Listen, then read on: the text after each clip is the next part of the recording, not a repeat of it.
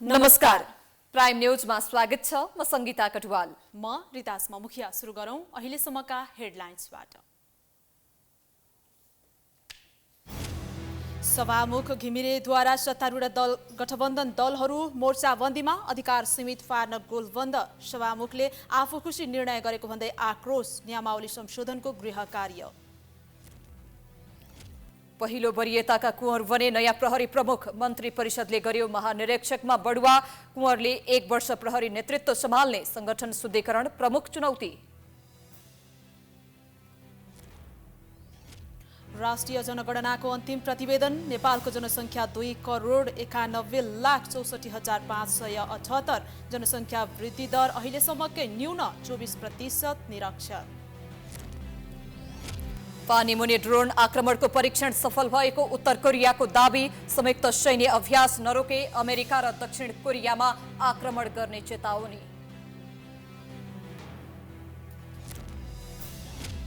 र नेपालको फिफा महिला वरियतामा सुधार। विश्व वरियतामा 100औं स्थानमा रहँदा एसियाली मुलुकमा दोस्रो स्थानमा। शीर्ष स्थानमा अमेरिकाको कब्जा कायमै।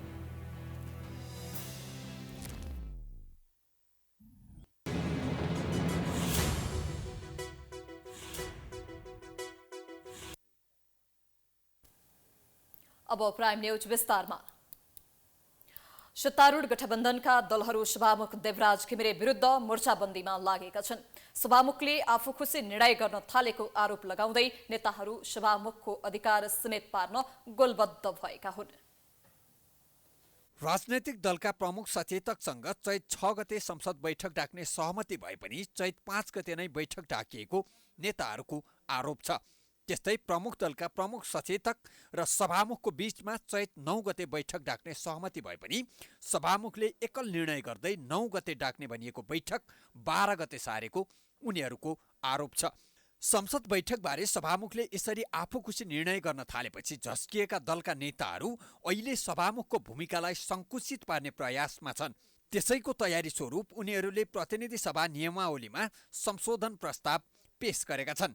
त्यसका अतिरिक्त यही विषयमा नेताहरू दिनौँ जसो बैठक बसिरहेका छन्। शुक्रबार पनि सभामुखलाई भेटेर दबाब दिएका सत्ता गठबन्धनका प्रमुख सचेतक र अन्य नेताहरू त्यस लगत्तै काङ्ग्रेस मुख्य सचेतक रमेश लेखकको कार्यकक्षमा लामो समय बसेका थिए। बैठकमा उनीहरूबीच सभामुखको अधिकार घटाउने विषयमा छलफल भएको थियो। तर नेपाली काङ्ग्रेसका मुख्य सचेतक लेखक भने सभामुखको अधिकार कटौती गर्ने भन्दा पनि संसदलाई व्यवस्थित बनाउने विषयमा छलफल केन्द्रित भएको बताउँछन्। यो कसैका विरुद्धमा कसैको अधिकार सङ्कुचित गर्न अथवा कसैलाई धेरै अधिकार दिनका लागि होइन। सदनलाई व्यवस्थित ढङ्गले स्थापित मान्यताहरू, स्थापित परम्पराहरू र नियमावली बमोजिम कसरी चलाउन सकिन्छ राम्रोसँग भन्ने उद्देश्यबाट आएको। जसपा सांसद प्रदीप यादव भने सभामुखले आफू खुसी निर्णय गर्न थालेपछि उनको भूमिकालाई सीमित पार्ने विषयमा छलफल केन्द्रित भएको बताउँछन्। जब हाम्रो कार्यव्यवस्था समितिमा छलफलको क्रममा जब 9 गते संसद राख्नु कुरा भएको थियो भने 12 गते कसरी गयो एउटा त्यो कुरा। अर्को कुरा कि केही दिन अगाडि 6 गते राख्ने कुरा थियो, त्यो 5 गते कसरी भयो। जब एउटा दलहरूको बिचमा एउटा कार्यव्यवस्था समितिको बैठकमा अनौपचारिकै भए तापनि एउटा सहमति भएको कुरामा कार्यान्वयन गर्नुपर्छ। सभामुखजीको त्यो काम कर्तव्य पनि हो।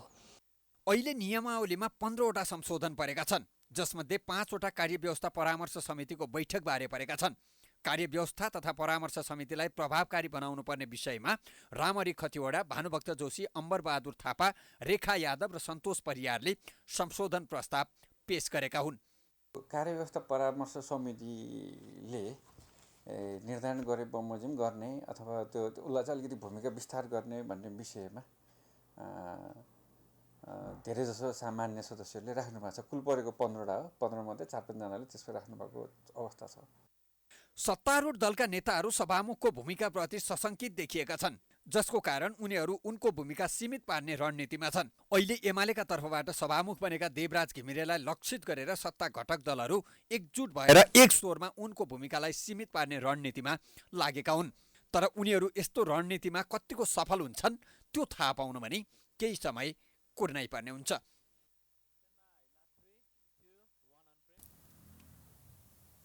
नेपाल प्रहरीको 30औं आइजिपीको रूपमा वसन्त बहादुर कुँवर बढुवा भएका छन्। आइजिपीका दौडमा रहेका 5 एआइजी मध्ये मन्त्री परिषद बैठकले कुँवरलाई नेतृत्व सुम्पिने निर्णय गरेको हो। कुँवरले 2 वर्ष प्रहरी संगठनको नेतृत्व सम्हाल्नेछन्। 80,000 प्रहरीको कमान्डर कुँवर बने 30औं आइजिपी। प्रहरी संगठन राजनीतिक हस्तक्षेपका कारण वर्षौंदेखि गिजोलिएको छ। नेपाल प्रहरीमा सरुवादेखि बढुवासम्म चरम राजनीतिकरण हुने गर्छ। वर्षौंदेखि राजनीतिक हस्तक्षेपको सामना गर्दै आएको नेपाल प्रहरीले 30औं आइजिपीका रूपमा वसन्त बहादुर कुँवरलाई पाएको छ। तर यसपटक सरकारले विवाद नआउने गरी वरियता नमिचेर कुँवरलाई जिम्मेवारी दिएको हो। क्याबिनेटले चाहिँ मेरिट बेस अनुसार चाहिँ पुरै 1 नम्बरबाट नै सुरु गरेर हाम्रो वसन्त बहादुर कुँवर चाहिँ नियुक्ति भयो। एआइजीमा बढुवा भएपछि गत बुधबार मात्र एआइजीको फुली लगाएका कुँवरले 3 दिनपछि आइजिपीको फुली लगाउने भएका छन्। 28 वर्ष पहिले कुँवरले प्रहरी निरीक्षकमा पहिलो नम्बरमा नाम निकालेका थिए। गत असारमा कुँवरलाई गृह मन्त्रालयले एसएसपीबाट पहिलो नम्बरमा डिआइजीमा बढुवा गरेको थियो। कुँवर एसएसपी छँदा उनले उपत्यका अपराध अनुसन्धान कार्यालयको नेतृत्व समेत गरेका थिए र डिआइजी छँदा मधेस प्रहरी प्रमुख थिए। अर्घखाँचीका कुँवरले शङ्करदेव क्याम्पसबाट मास्टर्स डिग्री तहसम्मको अध्ययन गरेका छन्। उनी प्रहरीभित्र हकी स्वभावका व्यावसायिक अधिकृत मानिन्छन्। त्रिभुवन विश्वविद्यालयबाट व्यापार प्रशासनमा एमबिए गरेका कुँवरले अन्तर प्रदेश प्रहरी कार्यदक्षता मूल्याङ्कन 2073मा जिल्ला प्रहरी कार्यालय चितवन रहँदा सर्वोत्कृष्ट जिल्ला प्रहरी प्रमुख भएर पुलिस ब्याटन 2073 पाएका थिए। 30औं आइजिपी कुँवरले प्रहरीको आन्तरिक शुद्धिकरणलाई प्राथमिकतामा राखेका छन्। कुँवर सहित टेकप्रसाद राई, दीपक थापा, श्यामलाल गेवाली र किरण बजाचार्य प्रतिस्पर्धामा थिए। हालका आइजिपी धीरज प्रताप सिंहले 30 वर्ष सेवा अवधिका कारण शुक्रबार राति 12 बजेदेखि अनिवार्य अवकाश पाएका छन्। उनी सहित 9 जना उच्च प्रहरी अधिकारीले एकसाथ अवकाश पाएका छन्। आइजिपी बढुवाबारे प्रधानमन्त्री प्रचण्डले काङ्ग्रेस सभापति शेरबहादुर देउवा लगायतका नेताहरूसँग छलफल गरे पनि प्रचण्डले कसैको हस्तक्षेप नभएको र स्वविवेकले निर्णय गरेको बताएका छन्।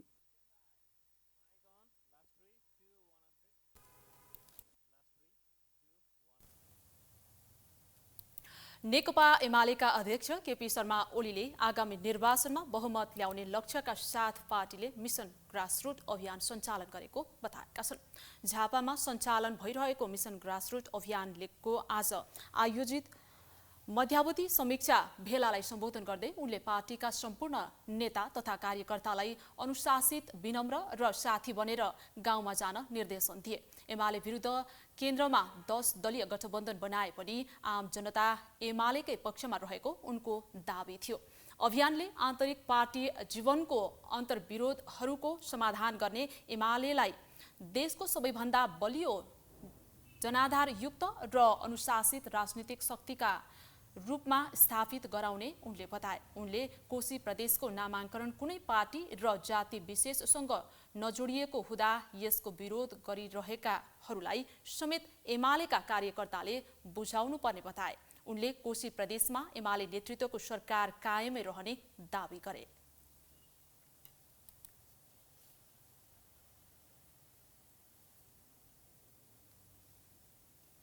नेकपा एकीकृत समाजवादीका अध्यक्ष माधव कुमार नेपालले पुरानो नेकपालाई बेउत्याउन प्रस्ताव गरे पनि एमाले अध्यक्ष केपी ओलीले अस्वीकार गरेको बताएका छन्। आज काठमाडौँमा नेपाल भूतपूर्व सैनिक तथा प्रहरी संगठन समाजवादीको तेस्रो केन्द्रीय कमिटी बैठकमा बोल्दै अध्यक्ष नेपालले कम्युनिस्टलाई एकताबद्ध गर्नका लागि सबैले त्याग गरेर नेकपा बेउत्याउन प्रस्ताव गरे पनि ओलीले अस्वीकार गरेको बताए। उनले बिहिबार नै प्रचण्डसँगको भेटमा पनि पुरानो पार्टी नेकपालाई बेउत्याउन प्रस्ताव गरेको जिकिर गरे। अध्यक्ष नेपालले विभिन्न पार्टीभित्र गलत प्रवृत्ति विरुद्ध जुझ्नुपर्ने आवाज उठेको भन्दै समाजलाई परिवर्तन गर्न एकताबद्ध कम्युनिस्ट पार्टी आवश्यक रहेको धारणा राखे। विभिन्न पार्टीहरूभित्र गलत प्रवृत्तिका विरुद्धमा र नयाँ ढङ्गबाट जुझ्नुपर्छ भन्ने विचार आइरहेछ। जुझ्नै पर्छ। गलत चिजसँग सम्झौता गर्न सकिँदैन, गलत प्रवृत्तिसँग सम्झौता गर्न सकिँदैन। त्यसैका लागि नै कम्युनिस्ट पार्टी चाहिएको छ। समाजलाई परिवर्तन गर्नलाई कम्युनिस्ट पार्टी चाहिएको छ। मानिसलाई परिवर्तन गर्नलाई कम्युनिस्ट पार्टी चाहिएको छ। मान्छेको संस्कारमा परिवर्तन गर्न कम्युनिस्ट पार्टी चाहिएको छ। र दुनियाँलाई सही दिशामा लिएर जानका लागि त्यही कम्युनिस्ट पार्टी र समाजवाद चाहिएको छ। समाजवाद युद्ध चाहने व्यवस्था होइन। सो अवसरमा उनले पार्टीलाई बलियो बनाउनका लागि संगठनमा रहेकाहरूले सबै स्थानीय तहमा पार्टी सञ्चालन विस्तार गर्नुपर्ने बताए। नेपालको राष्ट्रिय जनगणना 2078 को अन्तिम नतिजा अनुसार नेपालको जनसङ्ख्या 2,91,64,588 पुगेको छ। पुरुषभन्दा महिला 6 लाख बढी रहँदा कुल 2,928 जना अन्य लिङ्गी रहेको जनगणनाको अन्तिम नतिजाले देखाएको छ। नेपालमा हालसम्मकै न्यून 0.92% जनसङ्ख्या वृद्धि दर हुँदा 21 लाख बढी नागरिक वैदेशिक रोजगारमा आबद्ध रहेको तथ्याङ्कले देखाएको छ। कुल जनसङ्ख्या 2,91,64,578, पुरुष 1,42,53,551, महिला 1,49,11,027, लैङ्गिक एवं अल्पसंख्यक 2,928, जनसङ्ख्या वृद्धि दर 0.92%, जनघनत्व 192 जना प्रति वर्ग किलोमिटर, साक्षरता दर 76.3%, जहाँ पुरुष 83.6% र महिला 69.4%। विक्रम सम्वत 1968 तत्कालीन प्रधानमन्त्री जङ्गबहादुर राणाले विधिवत रूपमा राष्ट्रिय जनगणनाको सुरुवात गरेका थिए। 11औं जनगणना 2068 सम्म आइपुग्दा नेपालको जनसङ्ख्या 2,64,94,504 पुगेको थियो। गत वर्षको कार्तिकमा सम्पन्न 12औं जनगणनामा नेपालको जनसङ्ख्या 26 लाखले वृद्धि भएको छ। भौगोलिक क्षेत्र अनुसार हिमालमा कुल जनसङ्ख्याको 26.08, पहाडमा 40.031 र तराईमा सबैभन्दा बढी 53.61% जनसङ्ख्या रहेको छ। त्यस्तै जिल्लागत रूपमा सबैभन्दा बढी जनसङ्ख्या काठमाडौँमा रहेको छ भने सबैभन्दा कम मनाङ जिल्लामा रहेको छ। कुल जनसङ्ख्याको 2.2% जनसङ्ख्यालाई अपाङ्गता रहेको तथ्याङ्कले देखाएको छ। गणना सुरु भएको 12 महिना अघिसम्मको समयावधिमा प्रजनन उमेर समूहका 12,976 महिलाको मृत्यु मध्ये 653 महिलाको मृत्यु गर्भावस्थासँग सम्बन्धित देखिएको छ। राष्ट्रिय जनगणना 2078 तत्कालीन केन्द्रीय तथ्याङ्क विभाग तथा हालको राष्ट्रिय तथ्याङ्क कार्यालयले सम्पन्न गरेको हो। यो जनगणनाको विभिन्न चरणहरूमा सहयोग गर्नुहुने धेरैको सहयोगले साथ सहयोगले हामीले भयो यो सम्पन्न गर्न सक्यौँ। सम्माननीय प्रधानमन्त्रीज्यूलाई पनि आभार प्रकट गर्न चाहन्छु। यो वास्तवमा सरकारले गर्नै नसक्ने काम मध्येको एउटा, कतिपय मुलुकमा हुन नसकेको काम पनि हाम्रो नेपालमा, त्यसमा पनि हाम्रो यस्तो विषम भूगोलको ठाउँमा कोभिड लगायतको परिस्थितिमा हामीले यो काम सम्पन्न गर्न सक्यौँ। जनगणनालाई देशको आर्थिक सामाजिक स्वरूपको यथार्थ स्थिति प्रस्तुत गर्ने एक महत्त्वपूर्ण र बृहत तथ्याङ्कीय कार्यको रूपमा लिने गरिन्छ। यसले जनसाङ्ख्यिकीय, शैक्षिक, आर्थिक, मानवीय तथा विविध क्षेत्रका तथ्याङ्क यकिन गर्ने गर्दछ। प्राप्त तथ्याङ्कले नेपालको संविधानमा रहेका समाजवाद उन्मुख, समावेशी विकास र मौलिक हक अधिकारको कार्यान्वयन र मूल्याङ्कन गर्न सघाउ पुर्याउने सरकारको बुझाइ छ। आगामी 10 वर्षसम्मका लागि तथ्याङ्कको आधार समेत सिर्जना गर्दछ र गरेको छ। यसबाट प्राप्त तथ्याङ्कले नेपालको संविधानमा रहेका समाजवाद उन्मुख, समावेशी विकास र मौलिक हक अधिकारको कार्यान्वयन र मूल्याङ्कन गर्न सहज हुने विश्वास मैले लिएको छु। समग्रमा राष्ट्रिय जनगणना 2078 को अन्तिम नतिजाको धेरैजसो सूचकहरूमा ग्रामीण र शहरी क्षेत्रबीच असमानता देखिएको छ। बसाइसराईको दर पनि असन्तुलित रूपमा वृद्धि भएको छ। वैदेशिक रोजगारीमा पलायन हुनेको सङ्ख्या वृद्धि भएकाले देशमा रोजगारीको समस्यालाई पनि चित्रण गरेको छ। कृषकहरूले मल, बिउ बिजन, कृषि औजार लगायत अन्य विभिन्न स्रोत सुविधा समयमा नपाएको अवस्थामा 50% बढी जनसङ्ख्याले कृषि पेसा अँगाल्नुले कृषि क्षेत्रमा सरकारले लगानी गर्नुपर्ने देखिएको छ। समग्रमा जनगणनाको अन्तिम नतिजाको सूचकबाट प्राप्त सुधारात्मक पक्षहरूको सुधार, विकास र व्यवस्थापन गर्न सरकारले ठोस कदम चाल्नुपर्ने देखिन्छ। प्राइम न्यूजको सिलसिला जारी छ। हामी ब्रेकपछि आउँछौँ।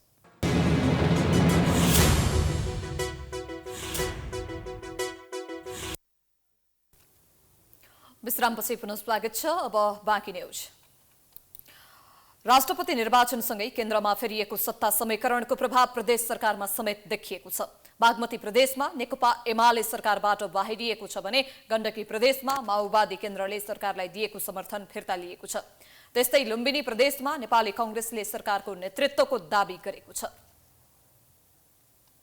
केन्द्रमा फेरिएको सत्ता समीकरणको प्रभाव प्रदेश सरकारमा परेको छ। बागमती प्रदेशमा नेकपा एमाले सरकारबाट बाहिरिएको छ। प्रदेश सभालाई सम्बोधन गर्दै नेकपा एमाले संसदीय दलका नेता एवं आर्थिक मामिला तथा योजना मन्त्री जगन्नाथ थपलियाले मुख्यमन्त्री शालिग्राम जमकट्टेललाई सदनमै राजीनामा बुझाएका छन्। प्रदेश सभामा बोल्दै नेता थपलियाले अब नेकपा एमाले प्रदेश सरकारको सशक्त प्रतिपक्षको भूमिकामा रहने बताए। प्रदेश सरकारमा एमालेबाट जगन्नाथ थपलिया, एकालाल श्रेष्ठ, रामेश्वर श्रेष्ठ र केशवप्रसाद पोखरेल मन्त्री थिए। नेकपा माओवादी केन्द्र, नेकपा एमाले र राप्रपा मिलेर पुस 26 गते प्रदेश सरकार बनेको थियो भने माघ 11 गते सरकारले पूर्णता पाएको थियो। यसअघि राप्रपाका 3 जना मन्त्रीले फागुन 13 गते प्रदेश सरकारबाट बाहिरिँदै सरकारलाई दिएको समर्थन समेत फिर्ता लिएका थिए। एमाले र राप्रपा सरकारबाट बाहिरिएका कारण मुख्यमन्त्री जमकट्टेलले आजै सदनबाट दोस्रो पटक विश्वासको मत लिएका छन्। उनलाई 67 सांसदले विश्वासको मत दिएका छन्। मुख्यमन्त्री नियुक्त भएको 3 महिना पनि पूरा हुन नपाउँदै उनले दोस्रो पटक विश्वासको मत पाएका हुन्। जमकट्टेलाई नेपाली कांग्रेस, नेकपा एकीकृत समाजवादी र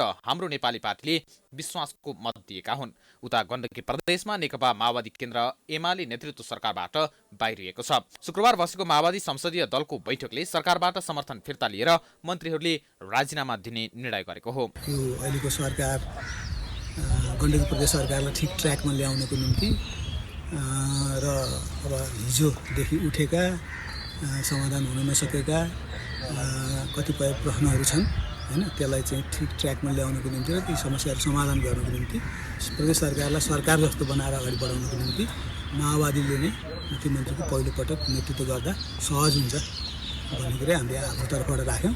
नेकपा एमालेका नेता खगराज अधिकारी नेतृत्वको सरकारमा माओवादीबाट मन्त्री बनेका हरिबहादुर चुमान र रेशमबहादुर जुग्जालीले आजै राजीनामा दिएका छन्। माओवादी केन्द्र सरकारबाट बाहिरिने निर्णय गरेसँगै नेपाली कांग्रेससँग छलफल सुरु गरेको छ। समर्थन फिर्ता लिने, बाहिरिने, भोलिको कोलिसन कसरी जाने भन्ने कुरा चाहिँ नि हाम्रो मात्रै हातमा छैन, त्यो कतिपय कुरा केन्द्रको पनि हातमा छ।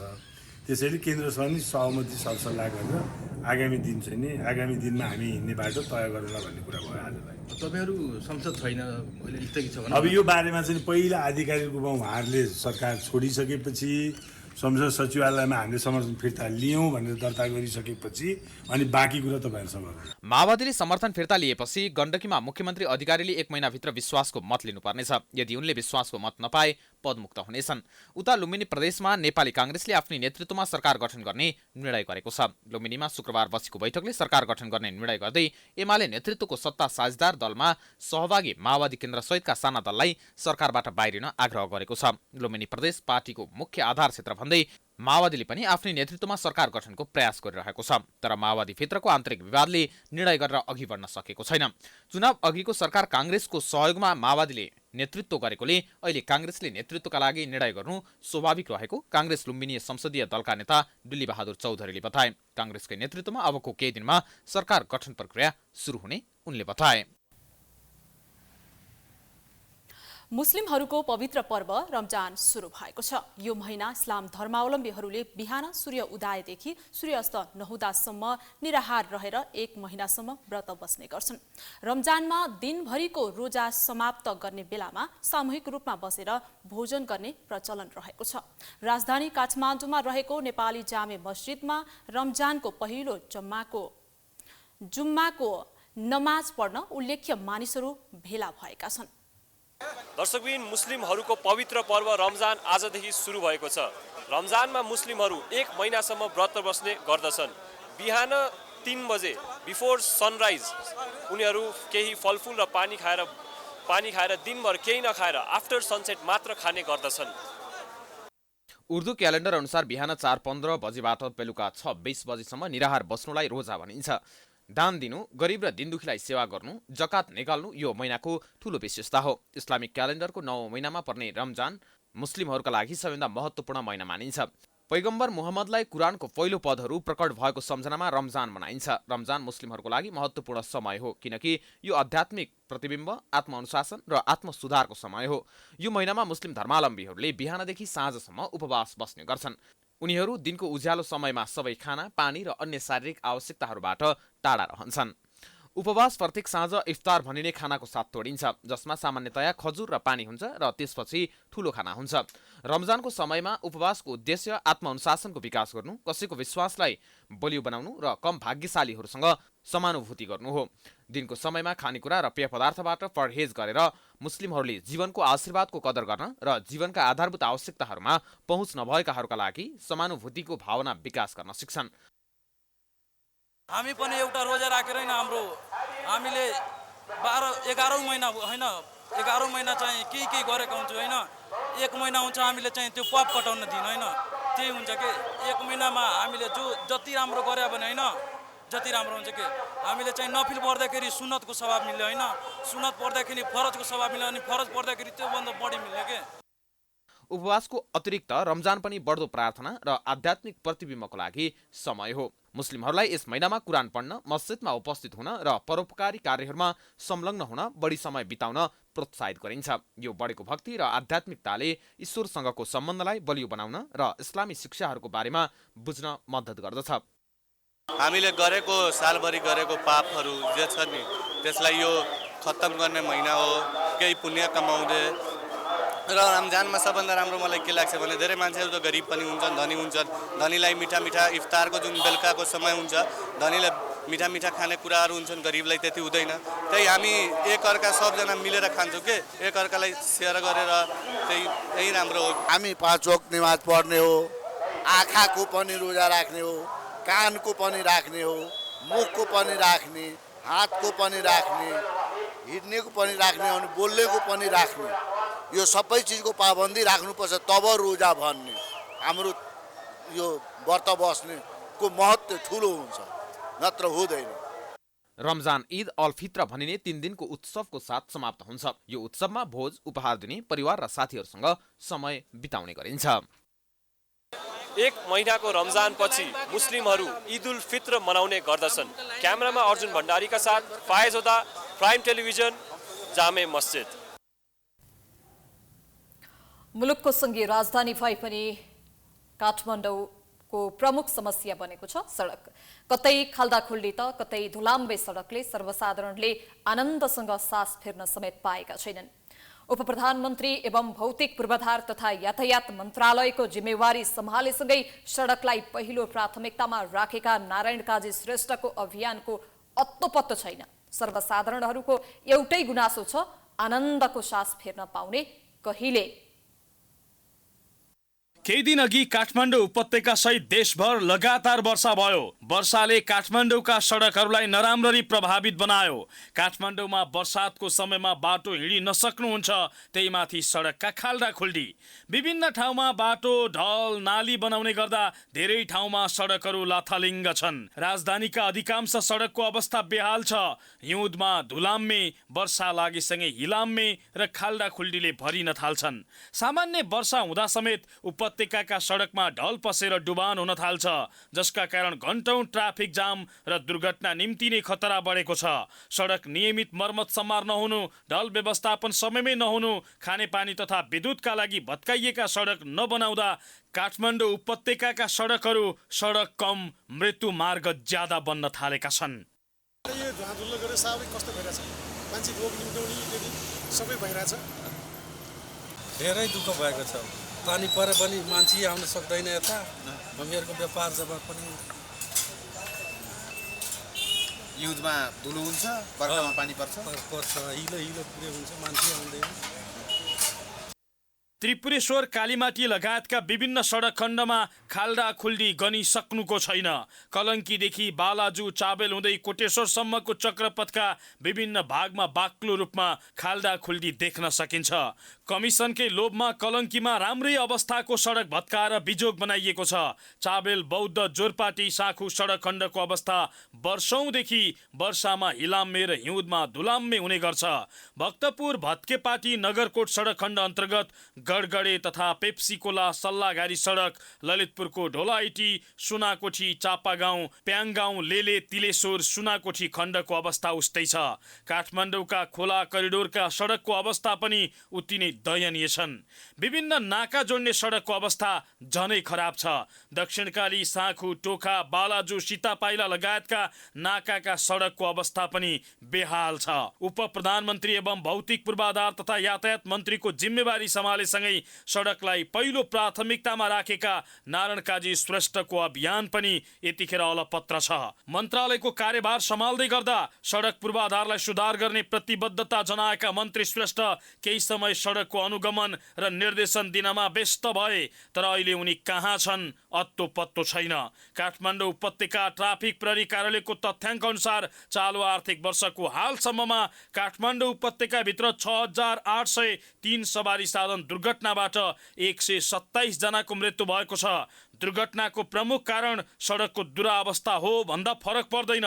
काठमाडौँको सडक सुधारमा पहल नभएको पनि होइन, तर ठेकेदारको लापरवाहीले तोकिएको समयभन्दा म्याद थप गरिनु, अनुगमनमा ध्यान नदिनु पनि बिजोग सडकको अर्को कारण हो। अझै पनि सम्बन्धित निकायले सडक सुधारलाई गम्भीरतापूर्वक नलिने हो भने राजधानीका सडक सर्वसाधारणका लागि मृत्यु मार्ग बनिरहनेछ। यस वर्षको माध्यमिक परीक्षा एसई केही दिनमै सञ्चालन हुँदैछ। विकट क्षेत्रहरूमा पढ्ने विद्यार्थीले परीक्षा दिनका लागि टाढाका सेन्टरहरूमा परीक्षा दिन जानुपर्ने बाध्यता छ, तर दृष्टिविहीन र अपाङ्गता भएका विद्यार्थीले यस पटक भने सहज वातावरणमा परीक्षा दिन पाउने भएका छन्। दृष्टिविहीन विद्यार्थीले आफू अध्ययन गरेकै विद्यालयबाट एसईमा सम्मिलित हुन पाउने भएका छन्। राष्ट्रिय परीक्षा बोर्ड परीक्षा नियन्त्रण कार्यालय कक्षा 10 ले यसपटक दृष्टिविहीन र अपाङ्गता भएका विद्यार्थीका लागि नयाँ व्यवस्था गरेको छ। विगतमा होम सेन्टर राख्न नपाउने व्यवस्थाका कारण दृष्टिविहीन तथा अपाङ्गता भएका विद्यार्थीले अन्य परीक्षा केन्द्रमा गई परीक्षामा सम्मिलित हुनुपर्थ्यो। त्यसैका कारण विद्यार्थीले निकै शास्ति खेप्नु पर्थ्यो, तर यस वर्षदेखि भने दृष्टिविहीन तथा अपाङ्गता भएका विद्यार्थीले आफूलाई पाएक पर्ने विद्यालयमा गई परीक्षा दिन पाउने भएका छन्। यस वर्ष दृष्टिविहीन विद्यार्थीका लागि छुट्टै केन्द्र नतोकी होम सेन्टरको व्यवस्था गरिएको छ। परीक्षा उपनियन्त्रक भक्तबहादुर गोदारले यस वर्ष दृष्टिविहीन विद्यार्थीका लागि स्रोत केन्द्र सञ्चालन भइरहेका विद्यालयलाई नै उपकेन्द्र कायम गरी परीक्षामा सम्मिलित हुन पाउने व्यवस्था गरिएको जानकारी दिए। यस्तो व्यवस्थाले दृष्टिविहीन विद्यार्थीलाई निकै सहज भएको छ। त्यस्तै उनले अर्को परीक्षा केन्द्रमा जाँदा त्यहाँको परिवेश र वातावरण बुझ्न कठिन हुने भएकोले विद्यार्थीलाई सहज बनाइदिन होम सेन्टरको व्यवस्था गरिएको बताए। उनीहरूलाई यो वर्ष हामीले जुन विद्यालयमा उनीहरू अध्ययनरत छन् त्यही विद्यालयबाटै नै परीक्षा दिन पाउने गरी व्यवस्था गर्न जिल्लाहरूलाई परिपत्र गरेका छौँ र जिल्लाहरूले त्यो व्यवस्था मिलाउँदै हुनुहुन्छ। त्यस्तै दृष्टिविहीन विद्यार्थीका लागि गणित विषयको प्रश्नपत्र पनि छुट्टै तयार गरिएको छ। देशभरबाट जम्मा 55 जना विद्यार्थीले परीक्षा दिनेछन् भने अपाङ्गता भएको विद्यार्थीको विवरण भने आइसकेको छैन। यस वर्ष छात्र 2,60,664 र छात्रा 2,55,913 जना गरी जम्मा 5,16,577 विद्यार्थी रहेका छन्।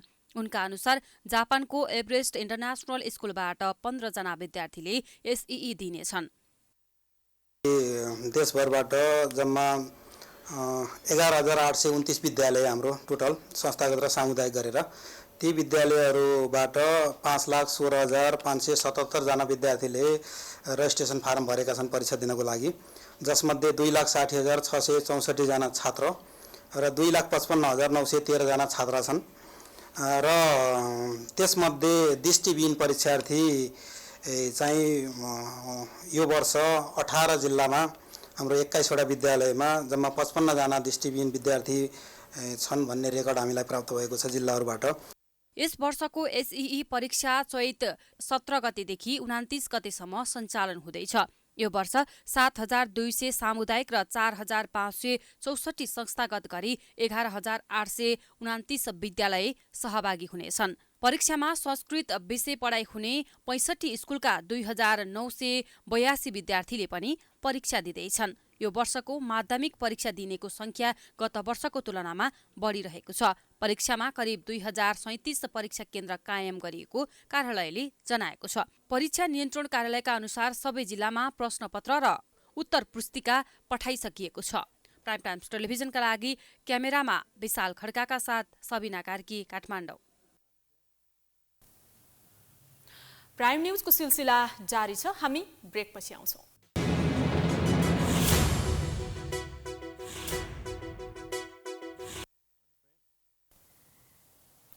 ब्रेकपछि पुनः स्वागत छ। अब बिजनेस न्यूज।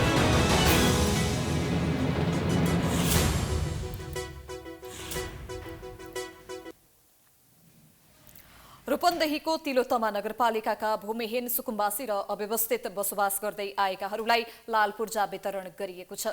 तिलोत्तमा नगरपालिका 14 स्थित बिन्दु नगरका स्थानीयलाई शुक्रबार एक कार्यक्रमका बीच 12 जना भूमिहीनलाई लाल पूर्जा वितरण गरिएको हो। लाल पूर्जा वितरण कार्यक्रममा तिलोत्तमा नगरपालिकाका प्रमुख रामकृष्ण खाँडले नगरभित्र रहेका सम्पूर्ण भूमिहीन सुकुम्बासी र अव्यवस्थित बसोबासीहरूको लगत संकलन गरी लाल पूर्जा वितरण थालेको बताए। उनले आफ्नो कार्यकालमा सबैको हातमा लाल पूर्जा उपलब्ध गराउने प्रतिबद्धता व्यक्त गरे। एकदम न्यूनतम जसको जमिनै छैन नेपाल जनजाति निःशुल्क पाउनुहुन्छ, जसको चाहिँ जमिन छ र उहाँ अव्यवस्थितमा पाउनुहुन्छ भने उहाँलाई न्यूनतम रकममा चाहिँ हामीले लाल पूर्जा प्राप्त गर्ने कुरामा त्यो दिशामा हामी लागिरहेको एउटा दृश्य भन्नुभएको थियो। र तिलोत्तमा नगरपालिकाभित्र रहेका सबै भूमिहीन सुकुम्बासी र अव्यवस्थितलाई हामीले हाम्रो कार्यकालमा लाल पूर्जा फेरि पनि हामी प्रतिबद्ध छौँ। नगर प्रमुख खाँडले सबैको साझा प्रयासले मात्र नगरको विकास र समस्या समाधान गर्न सकिने भन्दै तिलोत्तमाको विकासका लागि सबै नागरिकहरू एकजुट हुनुपर्ने बताए।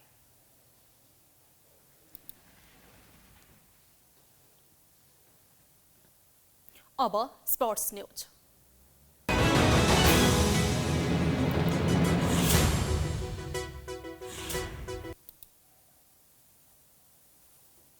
नेपालको फिफा महिला वरियतामा सुधार आएको छ। विश्व फुटबलको सर्वोच्च निकाय फिफाले शुक्रबार सार्वजनिक गरेको नयाँ वरियतामा नेपालको वरियतामा 3 स्थान सुधार भएको हो। नयाँ वरियतामा नेपाल 100औं स्थानमा उक्लिएको छ। एसियाली राष्ट्रको वरियतामा भने नेपाल 20औं स्थानमा रहेको छ। त्यस्तै दक्षिण एसियाली राष्ट्रको वरियता नेपाल दोस्रो स्थानमा रहेको छ। नेपाल भन्दा अघि रहेको भारत 61औं स्थानमा रहेको छ।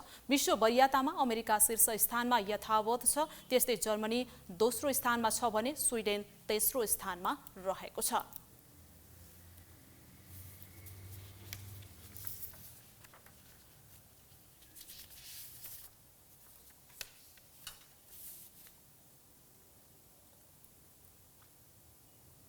हामी प्राइम न्यूजको अन्त्यमा आइपुगेका छौं। जाँदा जाँदै हेडलाइन्स पुनः एकपटक। सभामुख घिमिरे विरुद्ध सत्तारूढ गठबन्धन दलहरू मोर्चाबन्दीमा, अधिकार सीमित पार्न गोलबद्ध। सभामुखले आफू खुसी निर्णय गरेको भन्दै आक्रोश। नियमावली संशोधनको गृह कार्य। पहिलो वरियतामा कुँवर बने नयाँ प्रहरी प्रमुख। मन्त्री परिषदले गर्यो महानिरीक्षकमा बढुवा। कुँवरले 1 वर्ष प्रहरी नेतृत्व सम्हाल्ने। संगठन वृत्तिकरण प्रमुख चुनौती। राष्ट्रिय जनगणनाको अन्तिम प्रतिवेदन। नेपालको जनसङ्ख्या 2,91,64,578। जनसङ्ख्या वृद्धि दर अहिलेसम्मकै न्यून 24% निरक्षर। पानीमुनि ड्रोन आक्रमणको परीक्षण सफल भएको उत्तर कोरियाको दावी। संयुक्त सैन्य अभ्यास नरोके अमेरिका र दक्षिण कोरियामा आक्रमण गर्ने चेतावनी।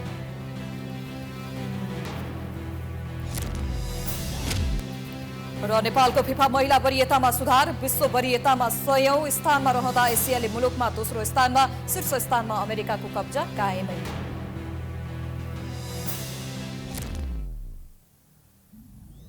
प्राइम न्यूज अहिलेलाई सकियो। यसपछिको प्रस्तुति जनता जान्न चाहन्छन् निश्चित मलाको साथमा। नमस्कार।